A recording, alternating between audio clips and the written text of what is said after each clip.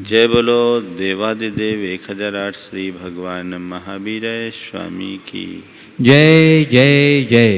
अहिंसा परमो धर्म की जय जय जय। परम पूज्य आचार्य गुरुवर श्री विद्यासागर जी महाराज की जय जय जय। बोलिए परम पूज्य 108 मुनिवर श्री प्रमाण सागर जी मुनिराज की जय जय जय। नमोस्तु गुरुदेव नमो। जीवन में जिस किसी का भी उपकार हो उसे हम कभी न भूलें।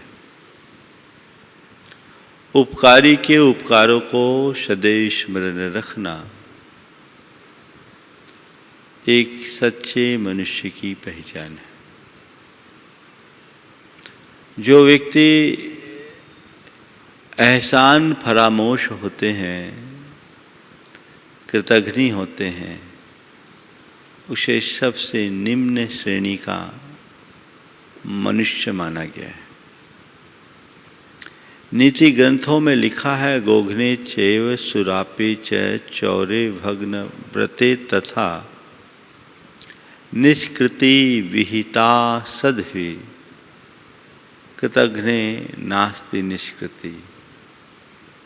कदाचित किसी से भूलवश गाय की हत्या हो जाए, कोई मद्यपान कर बैठे, कोई चोरी कर ले या कोई अपने व्रतों से भ्रष्ट हो जाए, ये सब प्रायश्चित के द्वारा शुद्ध हो सकते हैं। इनकी निष्कृति कही गई है, लेकिन कृतघ्ने नास्ति निष्कृति। जो मनुष्य कृतघ्नी है उसकी कहीं कोई निष्कृति यानी उसका कोई प्रायश्चित नहीं, उसके उद्धार की कोई संभावना नहीं। कल गुरुदेव ने कहा था, खाओ पियो भी थाली में छेद करो, कहाँ जाओगे। आज उसी बात को आगे बढ़ाते हुए एक दूसरे हाइकू के माध्यम से गुरुदेव के संदेश को मैं आप सब तक पहुंचा रहा हूं। कर्तव्यमान ऋण रणांगन को पीठ नहीं दो। कर्तव्यमान ऋण रणांगन को पीठ नहीं दो। अर्थात जीवन में यदि किसी का कोई उपकार है तो उसे ऋण मानो और उसे चुकाना अपना कर्तव्य है। कर्ज को चुकाना अपना फर्ज समझो। समझ गए? 4 बातें आज के संदर्भ में आप सबसे कहूंगा। कर्ज लेना, कर्ज देना, कर्ज चुकाना, फर्ज निभाना।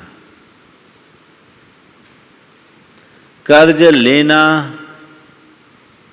कर्ज देना, कर्ज चुकाना और फर्ज निभाना। संत कहते हैं जीवन में यथासंभव कर्ज से बचना। बुद्धिपूर्वक कभी किसी से कर्ज लेने की कोशिश मत करना, क्योंकि कर्जदार व्यक्ति भार युक्त होता है और भार के साथ ऊंचाई चढ़ पाना बहुत कठिन होता है। इसलिए पहली कोशिश हो कि कर्ज लो मत, जहां तक बने लो मत। पर कर्ज लेना ही पड़े तो चुकाने का फर्ज मत भूलो। धन पैसे का कर्ज हर किसी को लेने की स्थिति नहीं बनती।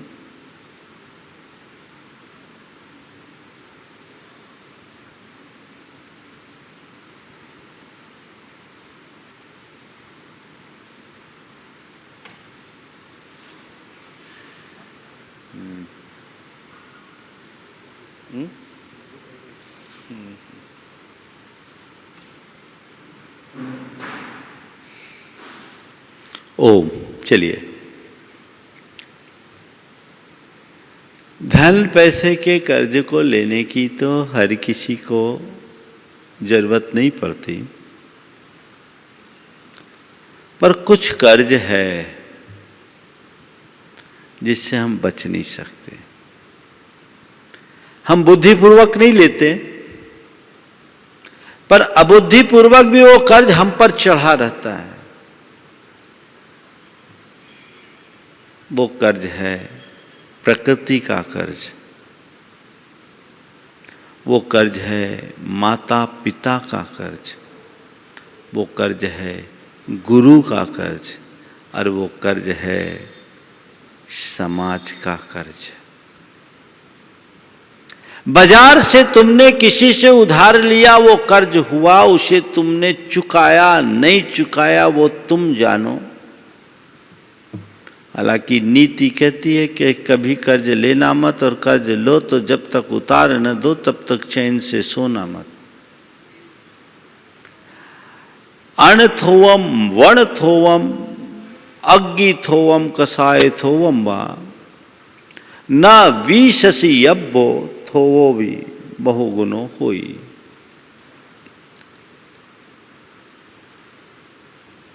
करे ऋण को कभी कम मत समझना। अगर तुमने किसी से थोड़ा ऋण लिया, उसका ब्याज चढ़ते चढ़ते चढ़ते इतना बढ़ जाएगा कि पूरी जिंदगी बीत जाए, चुका नहीं पाओगे। प्रेमचंद की 1.25 सेर गेहूं की कहानी सबको पता होगी कि 1.25 सेर गेहूं कर्ज में लेने वाला कैसे बधुआ मजदूर बन गया। कर्ज लेने वाला कर्ज के भार में लत्ता लत्ता लत्ता लत्ता जाता है। वर्ण यानी घाव को कभी थोड़ा मत समझना, क्योंकि एक छोटा सा घाव नासूर बनकर के जानलेवा बन सकता है। अग्नि की चिंगारी को हल्की मानकर उपेक्षित मत करना, क्योंकि एक चिंगारी भी सर्वनाश का कारण बन सकती है। इसी तरह कषाय को कभी अल्प मानकर नजरअंदाज मत करना। थोड़ी सी कषाय हमें अनंत भाव पीछे ले जाती। संदर्भ ऋण का है, कर्ज का है। कर्ज लेना मत, बुद्धिपूर्वक जहां तक बने कर्ज लेना मत। और अगर लेने की स्थिति बन ही जाए तो जब तक उसे चुका मत दो, चैन से सोना मत। लेकिन कुछ कर्ज हम पर अबुद्धिपूर्वक चढ़ा है। प्रकृति का हम पर बड़ा ऋण है, कभी उसका एहसास किया? माँ बाप का हमारे जीवन पर बड़ा ऋण है, कभी उसका एहसास किया? गुरु का हमारे जीवन पर बहुत बड़ा ऋण है, हमने कभी उस पर विचार किया? और हमारे जीवन के निर्माण में समाज का बहुत बड़ा स्थान है, कभी हमने उस पर ध्यान दिया? मुश्किल यही है कि बाहर के कर्ज को लोग कर्ज मान लेते हैं, लेकिन इस कर्ज को देखना भी समझना भी नहीं चाहते। कर्ज लो मत, लो तो चुकाए बिना चैन से बैठो मत। अभी थोड़ी देर बाद में चर्चा करूंगा कि इन चारों का हम पर कितना बड़ा कर्ज है। फिर कर्ज देना, कर्ज कौन देता है? जिसके पास सरप्लस होता है। जिसके पास सरप्लस होता है, जिसके पास खुद नहीं है वो क्या देगा? तुम्हारे ऊपर कर्ज है तो तुम कर्ज नहीं उतार पाओगे, लेकिन तुमने अपने लिए कुछ अर्जित किया है तो तुम किसी को कर्ज देने में कोई दिक्कत महसूस नहीं करोगे। कर्ज दो तो उदारता से दो। मैंने किसी को ऋण दिया तो इस मनोभाव से मत दो कि वो चुकाए ही, या तो दो मत, और दो तो इतनी उदारता रखो कि मैंने दे दिया, अब आ गया तो मेरा और नहीं आया तो उसका। महाराज ऐसी उदारता दिखलाएंगे तो भट्टा ही बैठ जाएगा। संत कहते हैं हकीकत में करना तो ऐसा ही चाहिए, पर बाहर के कर्ज के संदर्भ में भले तुम अपना जो दिमाग लगाना है लगाओ, लेकिन किसी के जीवन के उपकार के लिए तुमने कुछ भी योगदान दिया है तो उसे जीवन में कभी गिनाना मत, उसे अपना फर्ज मानकर निभाना। किसी के लिए तुम कितना भी अच्छा करो, उसे निभाना नहीं। ये एक प्रकार का कर्ज देना है, हमने दे दिया, वो चुकाए तो ठीक, न चुकाए तो ठीक। मेरे पास शक्ति थी, समय था, संसाधन था, मैंने दिया। दिया क्या? मैंने तो केवल फर्ज निभाया है। इन चारों बातों को जो ध्यान में रख करके चलेंगे, वे जीवन को एक नई दिशा देने में समर्थ होंगे। हम पर 4 का कर्ज है, सबसे पहले हम उसे एक्सेप्ट करें। प्रकृति का हम पर कितना कर्ज है पता है? किसी ने मुझे बताया प्रतिदिन हम 550 लीटर ऑक्सीजन लेते हैं।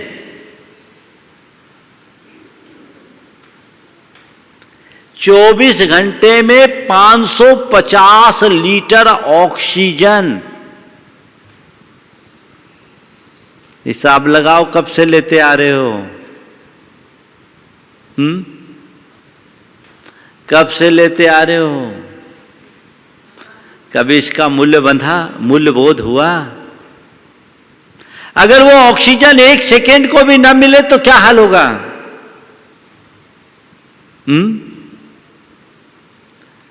कितना बड़ा योगदान है प्रकृति का हम पर। प्रकृति ने बड़ी उदारता से हमें दिया है।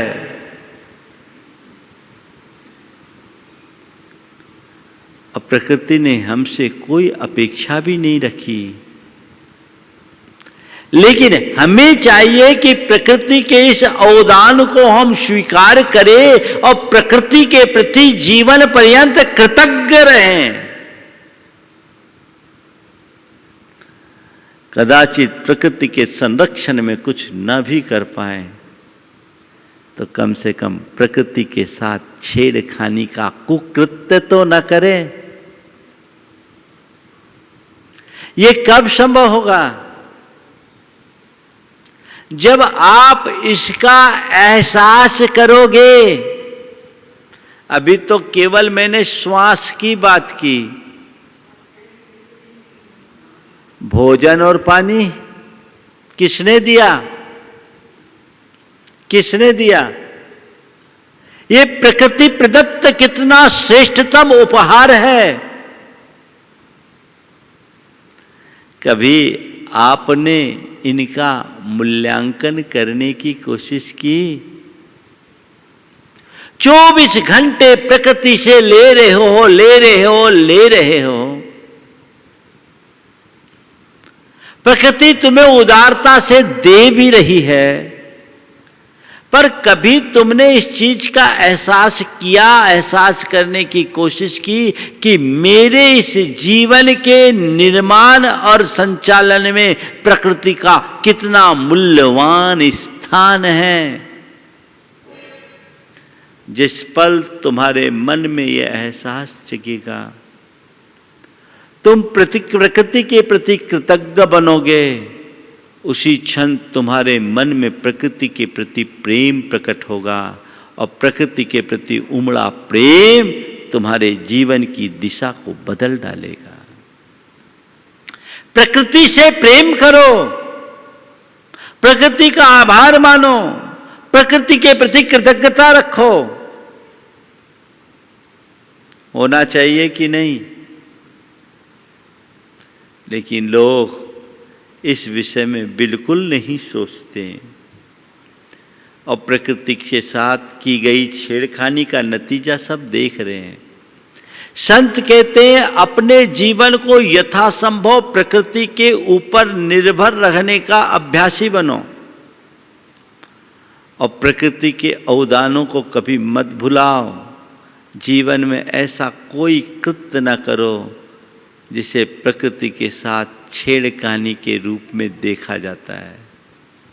प्रकृति के साथ छेड़छाड़ करने की प्रवृत्ति से अपने आप को बचा लो, तब कहीं हम अपने जीवन में कुछ अच्छा कर पाएंगे।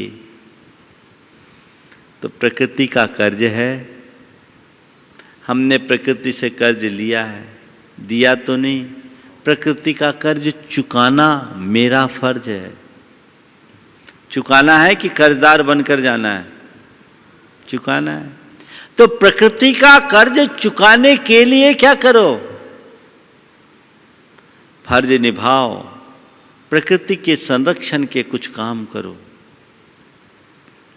अपने इस दीर्घकालिक जीवन में प्रकृति के संरक्षण के लिए कुछ करो।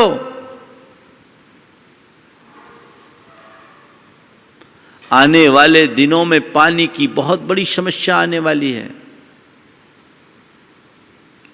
कहा जाता है कि तीसरा विश्व युद्ध पानी के लिए लड़ा जाएगा।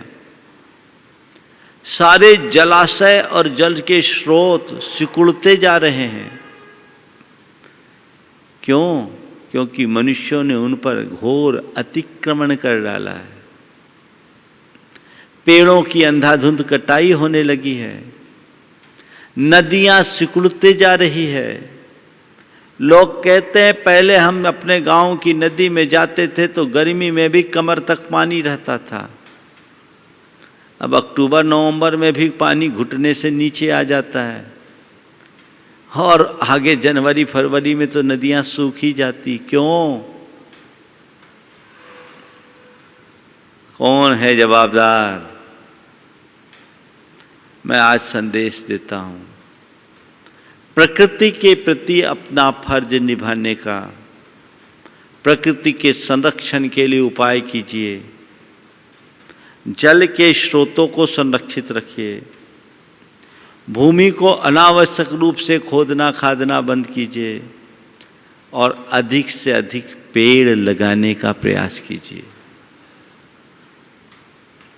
आप पेड़ लगाएंगे तो आप कर्ज चुकाएंगे भी और आने वाली पीढ़ी के लिए कुछ कर्ज देने में भी समर्थ होंगे, ताकि वो शुद्ध हवा लेने का सौभाग्य प्राप्त कर सकेगी, स्वच्छ जल पी सकेगी। ये प्रयास हमारा होना चाहिए। तो संक्षेप में मैं पहली बात इतनी ही करूँगा कि प्रकृति के साथ सकारात्मक व्यवहार हो, प्रकृति के प्रति कृतज्ञतापूर्ण कार्य हो, हम प्रकृति के संरक्षण से जुड़े और प्रकृति के संरक्षण के लिए जीवन में कोई न कोई श्रेष्ठ उपक्रम करे। अगर इस धरती पर जन्म लेने वाला हर मनुष्य प्रकृति के संरक्षण को अपना फर्ज मान लेगा, प्रकृति का ऋण चुकाने के नाम पर इसे अपना फर्ज समझेगा और उसमें जुट जाएगा, तो मैं समझता हूँ आने वाले शताब्दियों तक के लिए प्रकृति संरक्षित बनी रहेगी। ये आज की बहुत बड़ी आवश्यकता है और ये एक प्रकार से हमारा धर्म है, इसे निभाना चाहिए। कर्तव्यमान ऋण रणांगन को पीठ नहीं दो, तो पहला कर्तव्य, पहला फर्ज प्रकृति के कर्ज को चुकाने का। दूसरा फर्ज माता पिता का कर्ज। प्रकृति के बाद हमारे जीवन में अगर किसी का स्थान है तो माँ बाप का, क्योंकि इस धरती पर श्वास लेने का शुभ अवसर भी माता पिता की कृपा से मिलता है। कितना बड़ा योगदान। 9 माह तक मां ने पेट में रखा, प्रसव की वेदना सहते हुए जन्म दिया, जन्म देने के बाद लालन पालन किया, हमारे सुरक्षा की हर पल चिंता की, हमारे स्वास्थ्य का हमेशा ध्यान रखा और हमारे पीछे अपने सारे सुख भोग का परित्याग किया। कभी कल्पना कर सकते हो? थोड़ा पीछे मुड़ के देखो, उस पल को याद रखो जब गैस की ओर तेजी से बढ़ते समय मां ने मुझे अपनी ओर लपक कर खींचा नहीं होता तो हमारा क्या होता। उस घड़ी को याद करो जब तीसरे मंजिल से नीचे झांकते समय अचानक पिता ने मुझे अपने बाहों में नहीं भरा होता तो हमारा क्या होता। उस पल को याद करो जब सड़क पार करते समय सामने से आ रहे, तेजी से आ रहे ट्रक को देखकर मेरे पिता ने मुझे फट से अपनी ओर खींचा नहीं होता तो हमारा। थोड़ा सोचो कितना बड़ा उपकार है उनका। माता पिता ने जन्म दिया, सबसे पहला उपकार। क्यों? क्योंकि वो चाहते तो पेट से ही परलोक पहुंचा देते, ऐसा हो भी रहा है। जन्म दिया और जन्म देकर नहीं छोड़ा, जन्म देकर के जीवन भी दिया। अगर वे चाहते तो जन्म देकर के किसी झाड़ी में भी छोड़ देते तो क्या होता। चील कौवे हमसे अपना त्योहार मनाते और क्या होता। कुत्तों और गिद्धों का शिकार बनते और क्या होता। यदि कदाचित किसी दयावान की दृष्टि पड़ जाती तो अनाथ आश्रम में पले होते और क्या होता। कितना बड़ा उपकार। उनने जन्म देकर नहीं छोड़ा, जीवन दिया। बीमार पड़ने पर डॉक्टर को दिखाया, समय पर खिलाया पिलाया, नहलाया धुलाया, हमारी पूरी परिचर्या की। और इतना ही नहीं, हमें योग्य बनाया, पढ़ाया लिखाया, संस्कार दिया। यदि हमें जन्म दे करके म्युनिसिपैलिटी के भरोसे छोड़ देते तो क्या करते। लुच्चा लफंगा आवारा बन करके फिरते रहते और क्या होता। अपराधी बनकर जेल के सीखचों में सड़ते रहते और क्या होता। कितना बड़ा उपकार है कि उन्होंने जन्म दिया, जीवन दिया और संस्कार दिया कि आज तुम एक सभ्य इंसान के रूप में जाने जाते हो। कभी इसके बारे में विचार किया। एक बार एक युवक ने कहा, महाराज जी क्या करूं, एडजस्टमेंट नहीं होता। हम लोग पढ़े लिखे हैं, हमारी पत्नी पढ़े लिखी है और हमारे माँ बाप पुराने विचारों के पढ़े लिखे नहीं हैं, तालमेल नहीं बनता, मैं क्या करूं। हमने कहा ये बता, तू अपने आप को पढ़ा लिखा मानता है? तुझे पढ़ाया लिखाया किसने? अगर तेरे माँ बाप ने तुझे पढ़ाया लिखाया नहीं होता तो तुझे कुछ समझ में आता? जिसकी कृपा से तुम पढ़े लिखे उन्हीं को आंख दिखाओ, तो ऐसे पढ़ाई लिखाई से क्या मतलब। वो पढ़े लिखे भले न हो पर उन्होंने ही तुम्हें पढ़ाया लिखाया और संस्कार दिया है। तुम्हें चाहिए कि तुम अपना फर्ज निभाओ।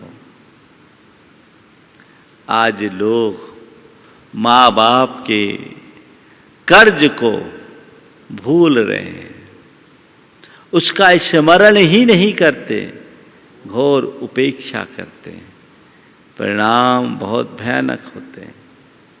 एक वृद्ध माता की तबीयत खराब हुई। इकलौता बेटा था, बेटा डॉक्टर था और वो शहर में एक बड़े नर्सिंग होम का संचालक था। पति पत्नी दोनों डॉक्टर थे। माँ की तबीयत बिगड़ी, बेटे के पास खबर गई, बेटे ने आदमी भेजकर माँ को बुलवाया। महीने भर माँ की परिचर्या हुई और 1 महीने के बाद माँ स्वस्थ हो गई। माँ स्वस्थ हो गई। माँ घर लौट आई। घर लौटने के बाद एक दिन बहू रानी का पत्र आया। पत्र में लिखा था, माँ जी प्रणाम, आशा है अब आप पूर्ण स्वस्थ हो गई होंगी। आप 1 माह तक हमारे अस्पताल में रहीं। हमारे अस्पताल के सारे स्टाफ्स ने और चिकित्सकों ने आपकी पूर्ण परिचर्या की। हम लोगों ने भी यथासंभव ख्याल किया। पर माँ जी, हमारे अस्पताल के कुछ नियम हैं, उन नियमों का पालन तो सबको करना ही चाहिए। आप जिस कमरे में रहीं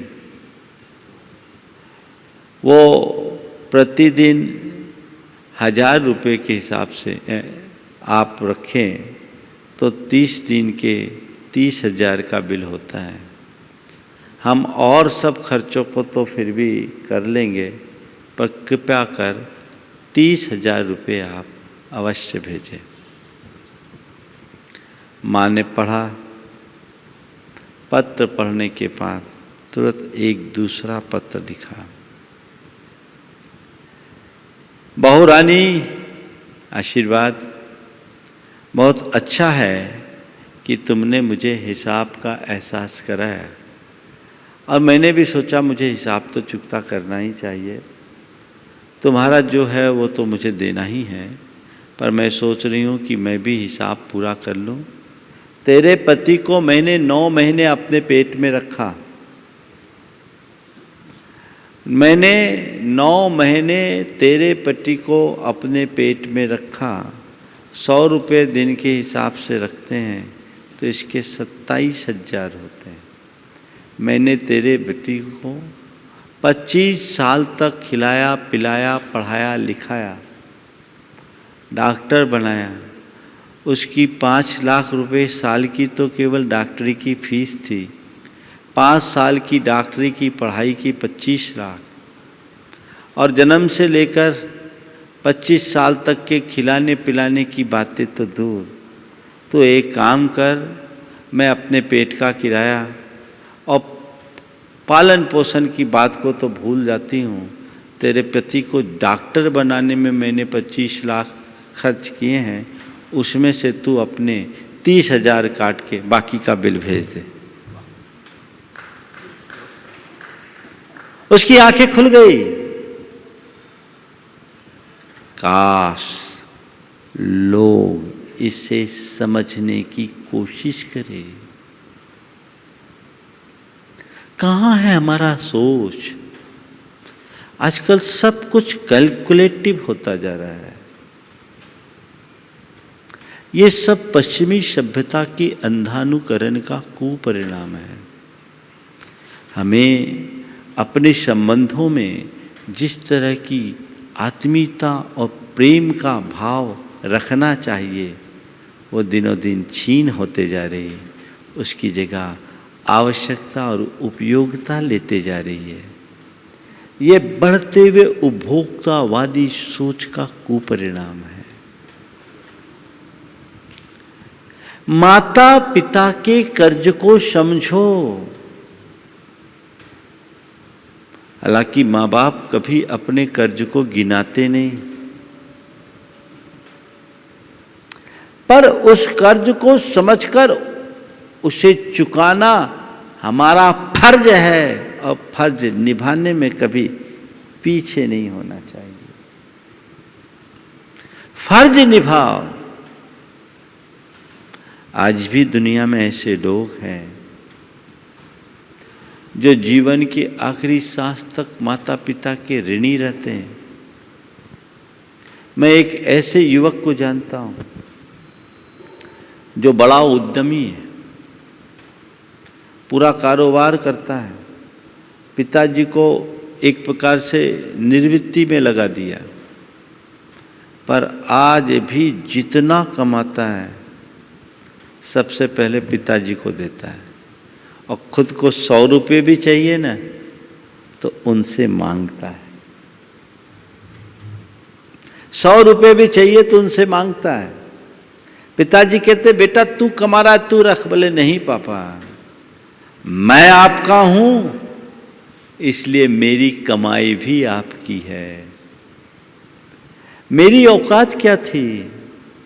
आपने यदि मुझे ठीक ढंग से पढ़ा लिखा कर योग्य नहीं बनाया होता, कला और गुणों में इतना निपुण नहीं बनाया होता, तो मैं क्या कर सकता था? मैं आपका हूं, इसलिए ये सब कुछ आपका है। कितने लोग मिलेंगे ऐसे? बिरले। अब तो उल्टा देखने को मिलता है, माँ बाप को ही अपने बेटों से पैसा मांगने के लिए मोहताज होना पड़ता है। कभी नहीं होना। उन्हें मांगना पड़े ऐसी स्थिति कभी मत लाना। उन्हें इस चीज का अधिकार होना चाहिए। शास्त्रों में बताया तिन्नम उयारम दुप्पड़ियारम, 3 के ऋण को चुकाना असंभव जैसा है। माता पिता, जीविका दाता और गुरु। माता पिता, जीविका दाता और गुरु, इन 3 के उपकार को चुकाना बहुत कठिन है। फिर भी नीतिकार तो कहते कि इस धरती के समस्त रजकण और समुद्र के सारे जलकण को भी एकत्रित कर दिया जाए तो भी माँ बाप के ऋणों को चुका पाना, उनके कर्ज को उतार पाना असंभव है। पर माँ बाप के ऋण को उतारना है, कर्ज को उतारना है, तो उसके लिए क्या करें? उसके लिए 4 उपाय है। पहला, अपनी सेवा से माता पिता को प्रसन्न रखकर, अपनी सेवा से माता पिता को प्रसन्न रखो। तुम कहीं भी रहो, तुम्हारे व्यवहार से उनका दिल दुखना नहीं चाहिए, उनके मन में प्रसन्नता रहनी चाहिए। दूसरी बात, अपनी उपलब्धियों का श्रेय उन्हें देकर, पिताजी आपकी कृपा से, मां आपकी कृपा से मैंने ये पाया है, मैंने जो कुछ भी हासिल किया है वह केवल आपकी वजह से किया है, आपके आशीर्वाद से मुझे मिला। कितनी भी बड़ी उपलब्धि अर्जित करो, सबसे पहले माँ बाप का आशीर्वाद लो। अपने आचार व्यवहार से उनके गौरव को बढ़ाकर, तीसरी बात, ऐसा करो कि तुम्हारे माँ बाप का नाम हो। अपने आचार विचार से माँ बाप का गौरव बढ़ाओ। ये भी माता पिता के कर्ज को उतारने का एक निमित्त है। और चौथा, उनकी आध्यात्मिक उन्नति में सहयोगी बनकर, उनकी आध्यात्मिक उन्नति में सहयोगी बनो, उनके आत्मा का उद्धार का रास्ता प्रशस्त करो, तो कुछ अंशों में तुम ऋण चुका पाओगे। और ये तुम्हारा फर्ज है। उन्होंने भी अपना फर्ज किया। माँ बाप ने तुम पर उपकार किया तो वो ये सोच के नहीं किया कि हमने उपकार किया, उनने फर्ज निभाया है।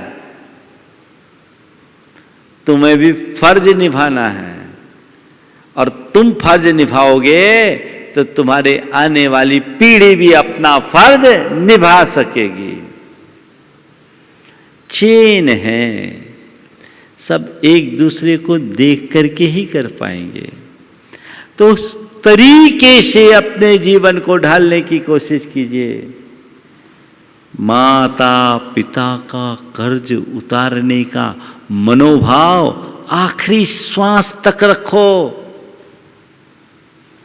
मुझे चुकाना है, मुझे चुकाना है। मेरे संपर्क में एक व्यक्ति, उस व्यक्ति के एक मनोभाव हुआ कि मुझे एक धर्मशाला बनाना। अच्छी बात है, बोले माँ बाप के नाम से बनाना। ठीक है, बन जाएगा। क्यों बनाना चाहते? बोले महाराज जी, मेरे माता पिता घोर अभावों में पले, उनका जीवन बड़ा कष्टमय रहा, पाल पोस कर बड़ा किया, उन लोगों के आशीर्वाद से हम लोग आगे बढ़े, लेकिन जीते जी हम अपना घर नहीं बना पाए। माता पिता के जीते जी घर नहीं बना पाए महाराज। आज वो नहीं है, पर उनके आशीर्वाद से हम लोगों के पास सब कुछ है। हमने एक नहीं, आज हमारे 3-3 मकान हो गए। हम तीनों भाइयों ने ये सोचा है कि माँ बाप की स्मृति में एक धर्मशाला बनाते। कौन इतनी सोच रखता है? उनके लिए मैं कुछ करूं, सोच। और मैं दूसरी तरफ ऐसा भी देखता हूं, मां बाप उपस्थित है सभा में, दान दे रहा है बेटा, नाम अपना और अपनी बीबी का, मां बाप का नहीं ले रहा है। ये भी लोग हैं। एक जगह ऐसा हुआ तो फिर अकेले में मैंने बुला के समझाया कि भैया वो नहीं होते तो तू कहां से होता, पहले वो है तब तू है। मां बाप के जीवित रहते उनका मान ऊंचा करना चाहिए। हाँ, कभी कभी उल्टा भी होता है कि कई माता पिता ऐसे कार्यों में अपनी सम्मति नहीं देते, सम्मति नहीं आपत्ति जताते हैं, तो वहां थोड़ी कुशलता से आप काम कर लो। तो ऋण लेना, कर्ज लेना, कर्ज देना, कर्ज चुकाना, माँ बाप का कर्ज चुकाओ, तभी तुम अपना फर्ज निभा पाओगे। और जो व्यक्ति फर्ज नहीं निभाता, उसे खुदगर्ज समझा जाता है, और ये खुदगर्जी अच्छी नहीं मानी जाती। खुदगर्ज मत बनो, फर्ज निभाओ। मुझे फर्ज निभा करके जाना है। चलू आगे। तीसरे क्रम में गुरु का कर्ज। हमारे जीवन के निर्माण में गुरु का बहुमूल्य स्थान है, सबसे ऊंचा स्थान। प्रकृति जीने का आधार देती है, माता पिता जीवन देते हैं, तो गुरु जीवन की दिशा देते। बिना जीवन की दिशा के हम अपने जीवन का उत्थान नहीं कर सकते, जिनसे हमें आत्मबोध की प्राप्ति होती है, जिनके बल पर हम अपने जीवन के मर्म को समझ पाते हैं, जिनसे हम अपने जीवन को अंदर से संवारने में समर्थ हो सकते हैं, जो हमें अपने आत्मा के गुण वैभव का बोध कराते हैं, उनके प्रति जीवन पर्यंत समर्पण होना चाहिए। गुरु का ऋण कैसे चुकाएं? कहते ऐसे तो गुरु का ऋण चुकाया नहीं जा सकता। गुरु का ऋण ऐसे कोई नहीं चुका सकता, पर गुरु के उपकारों का ऋण तुम कुछ अंशों में चुका सकते हो। तो सबसे पहला अपने आचार और व्यवहार से गुरु के गौरव को बढ़ाकर तुम अपना आचरण, अपना व्यवहार ऐसा करो ऐसा रखो कि तुम्हें देखकर लोग तुम्हारे गुरु की प्रशंसा करने के लिए मुग्ध हो उठे। अरे वाकई में क्या बढ़िया जीवन है। इनके गुरु ऐसे, क्या गुरु ने इन्हें पाठ पढ़ाया, कैसी गुट्ठी पढ़ा दी, पिला दी कि इसका पूरा जीवन ही बदल गया। ये जवाबदारी किसकी है? आज गुरु भक्त तो बहुत मिलते हैं, पर ऐसे भी गुरु भक्त ज्यादा, ऐसे गुरु भक्त ज्यादा मिलते हैं जो गुरु का बंटाधार करे।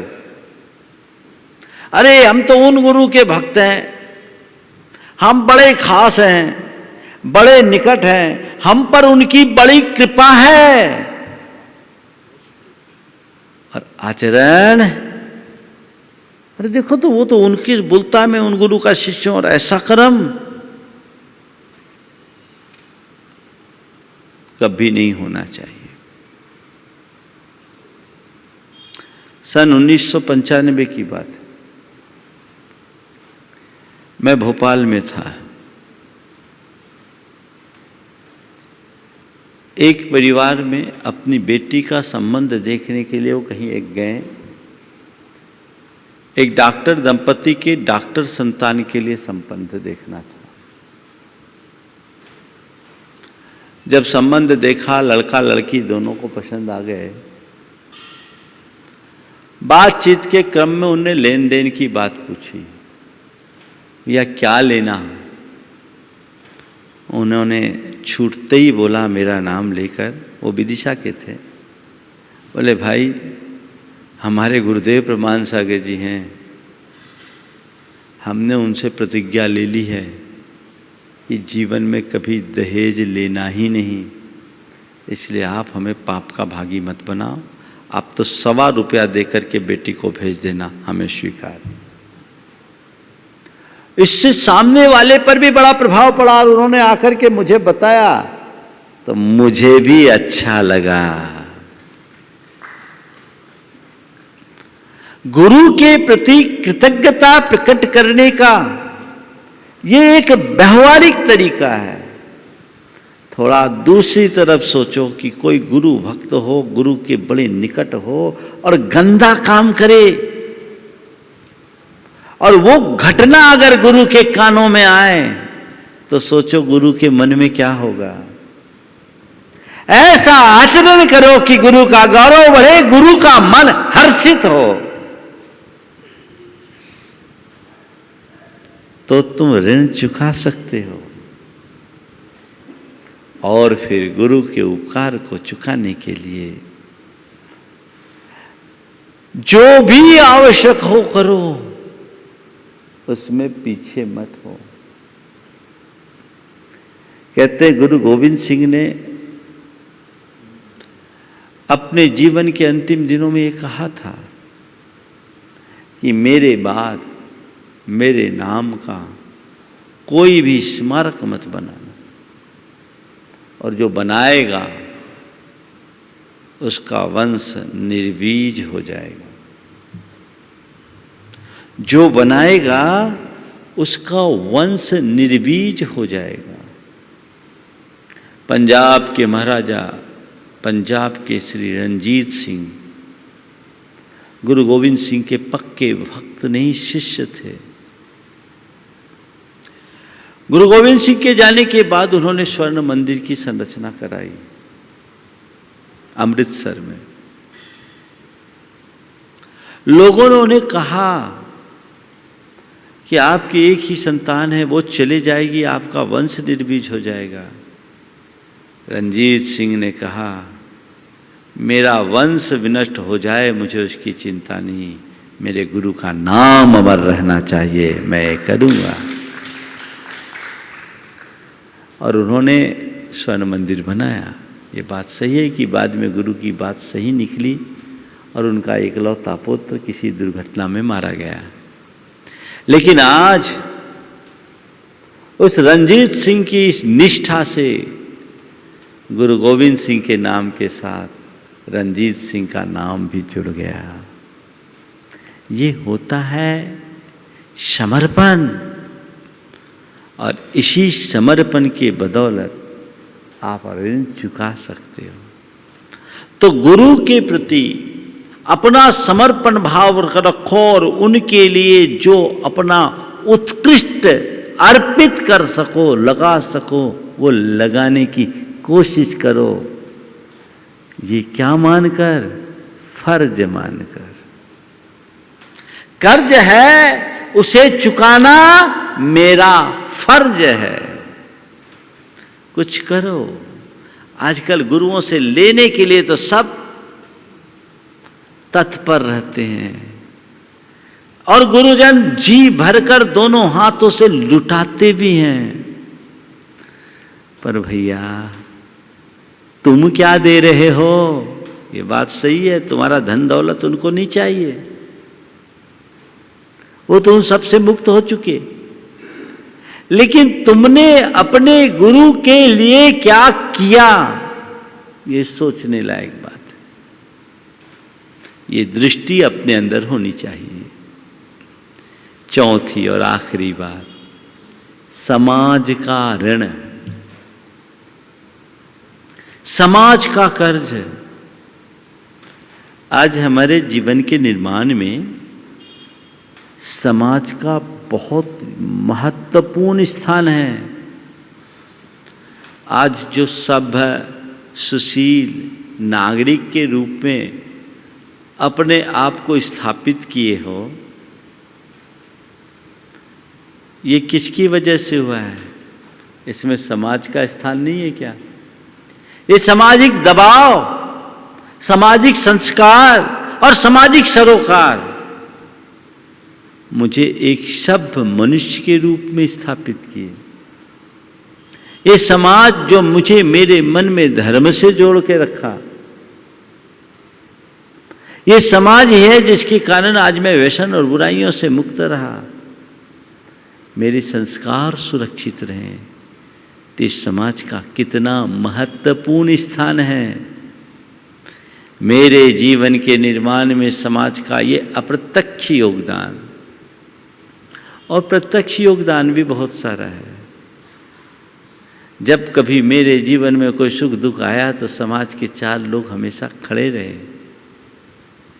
जब भी मैं किसी आपत्ति विपत्ति के दौर से गुजरा तो समाज के 4 सदस्य सदैव अपनी सहानुभूति लेकर के आए। क्या ये योगदान नहीं है?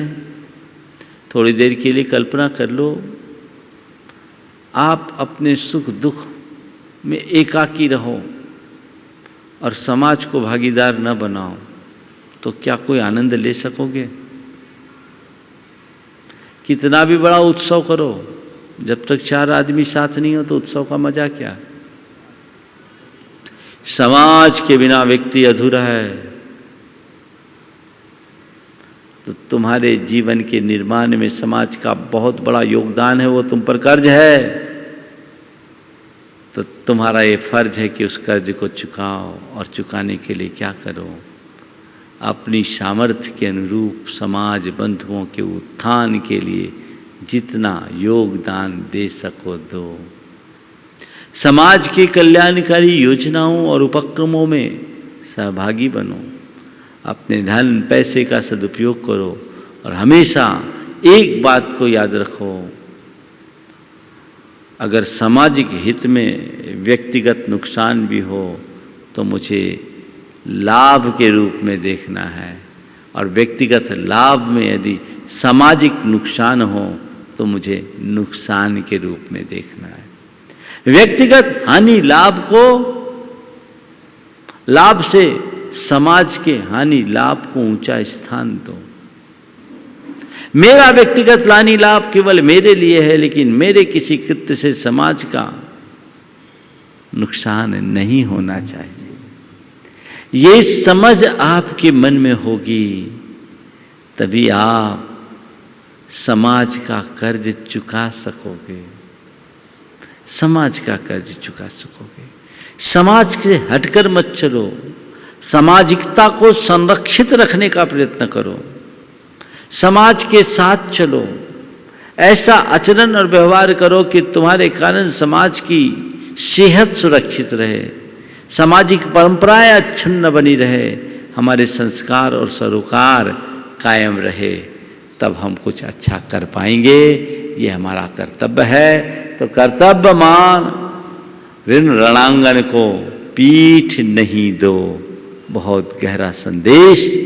हम प्रकृति के कर्ज को उतारे, माँ बाप के कर्ज को उतारे, गुरु के कर्ज को उतारे और समाज के कर्ज को उतारना अपना फर्ज समझे, तभी हमारे जीवन का उत्थान होगा।